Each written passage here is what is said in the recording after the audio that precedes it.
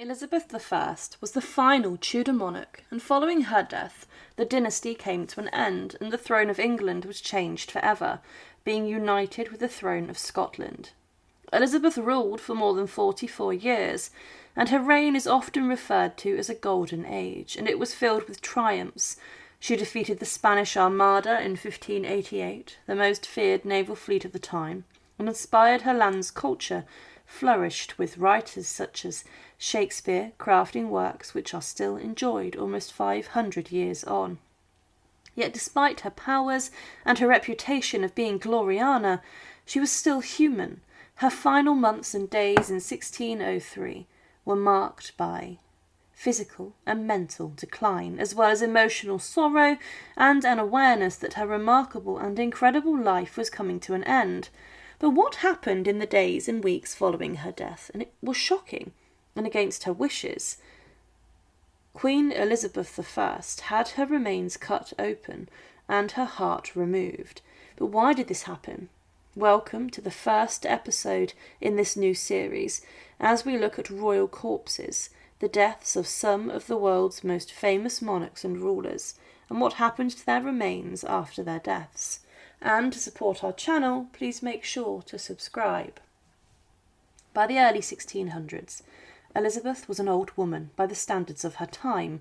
She had been born in 1533 and was approaching her 70th year, an extraordinary age in the 16th century.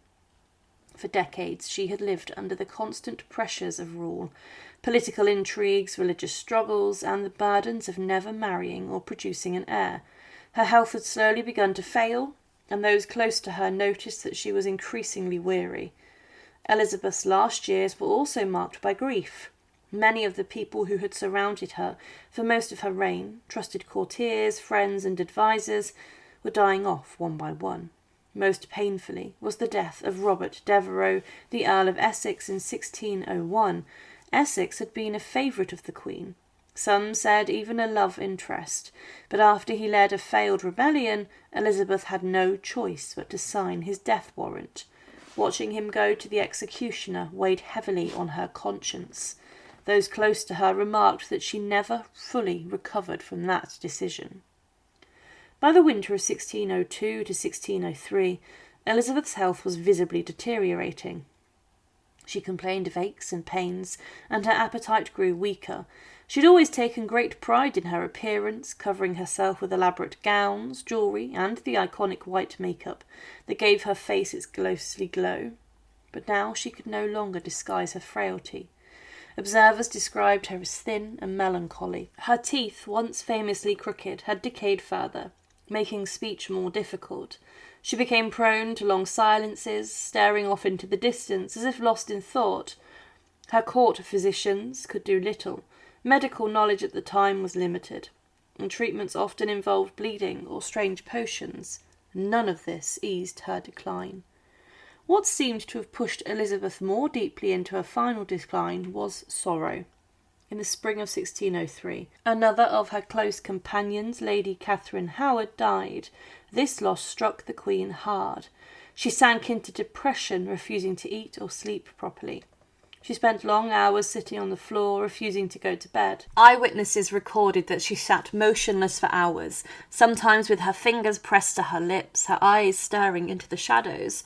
Courtiers begged her to lie down, but she resisted, saying that if she lay down she would never rise again. It was as if Elizabeth, who had always been strong-willed, was preparing herself for the end. By March of 1603, Elizabeth had stopped eating almost entirely. She was growing weaker, but her mind remained sharp. She was aware of her condition and knew that death was close. She reportedly told her ladies-in-waiting, "I am not sick, I feel no pain, yet I know I shall not live." Her refusal to sleep in bed became a strange ritual in her final days.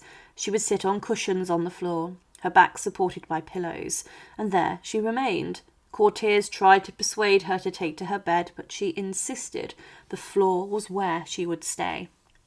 On March 23rd, after days of watching her slowly waste away, her counsellors grew alarmed. They pressed her into a name of a successor, and Elizabeth had always avoided this issue during her reign, fearing that naming an heir would make her vulnerable. But now, at the edge of death, she could no longer avoid the question. The future of England depended on who would inherit the throne. Without an heir, civil war might erupt. Elizabeth's most likely successor was James VI of Scotland, the son of Mary, Queen of Scots. Mary had been Elizabeth's cousin and rival, whom Elizabeth had reluctantly executed in 1587. Now, years later, her son was poised to inherit the English throne and unite the crowns of England and Scotland. When asked who would succeed her, Elizabeth could no longer speak clearly, but she made a gesture with her hand, forming a circle to indicate the letter O, which her counsellors interpreted as a sign for James of Scotland. Some accounts say she whispered the words, and others that she nodded in agreement. Either way, the message was clear. James would be king.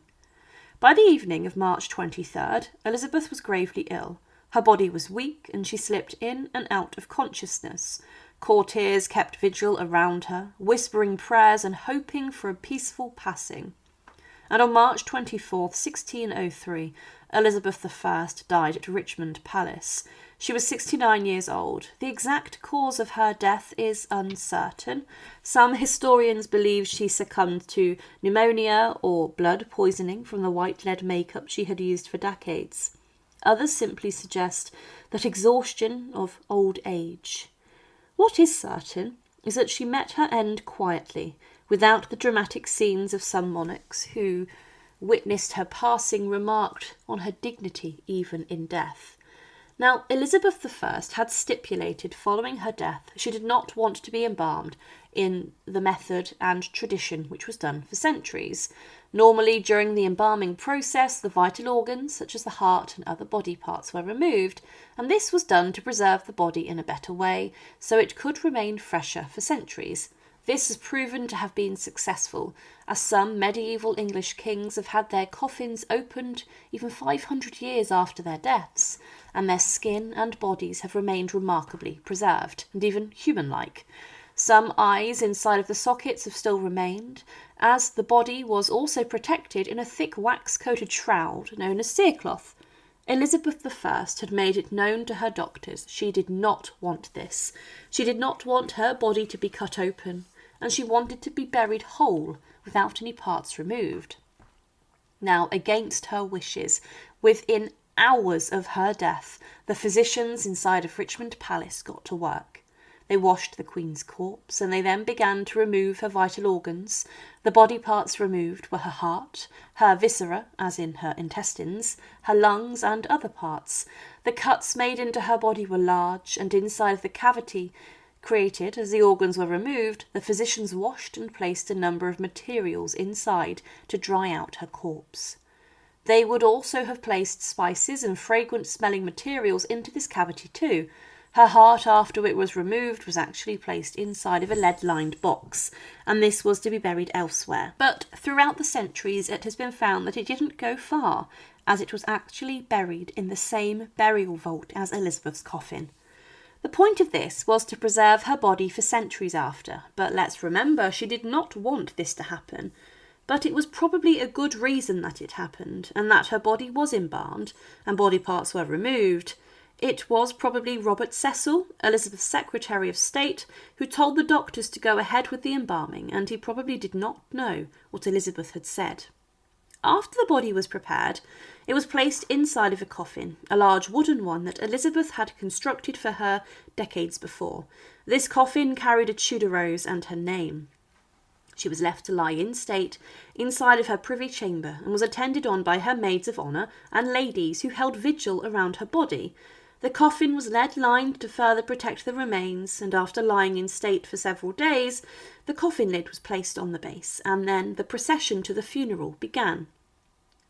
Earlier, I said that it was possibly a good thing that the Queen's wishes were ignored, and that is because upon the transport of her coffin to Westminster Abbey, something went very wrong.